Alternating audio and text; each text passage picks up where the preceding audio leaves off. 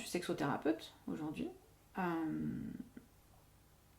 Mais par contre, j'ai une approche de la sexualité qui dénote un peu de ce qu'on peut voir sur les réseaux sociaux aujourd'hui. Moi, j'ai une approche assez délicate et même émotionnelle de la sexualité.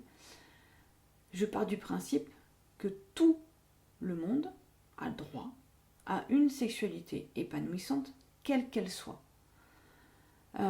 J'ai jamais eu de problème de parler de sexualité, mais jamais. Depuis toujours, depuis quand j'étais ado, mes copains, enfin peut-être pas ado, mais ado 20 ans à peu près, enfin jeune ado, ou jeune adulte plutôt. Mes amis venaient me parler de leurs histoires de couple, mes amis venaient me parler de leurs problèmes de couple ou de sexualité. On en a toujours parlé, toujours. Ça ne m'a jamais posé de problème. Je n'ai jamais eu de tabou à en parler. Je ne pensais pas que ça pouvait être non plus un métier. Je l'ai découvert tardivement, entre guillemets. Mais tant mieux, parce que j'aurais pas pu le faire non plus à 20 ans. Je n'ai pas de problématique avec ça, j'ai pas de problématique pour en parler, je sais en parler très simplement. Quand je parle de sexualité aujourd'hui dans mon travail, mais c'est une sexualité au sens large du terme. Vraiment, c'est pas, c'est pour sortir aussi et dédramatiser la sexualité.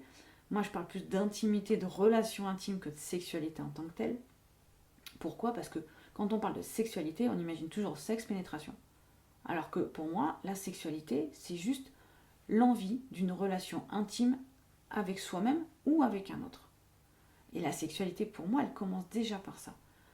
C'est comment je suis en connexion avec moi-même, dans mon intimité avec moi-même. Comment je peux apprécier et prendre du plaisir à être en relation intime avec moi-même. Après, on peut être en relation intime avec un autre. Mais déjà, si on ne l'est pas avec soi-même, je trouve ça déjà un peu compliqué de pouvoir basculer de l'être avec un autre.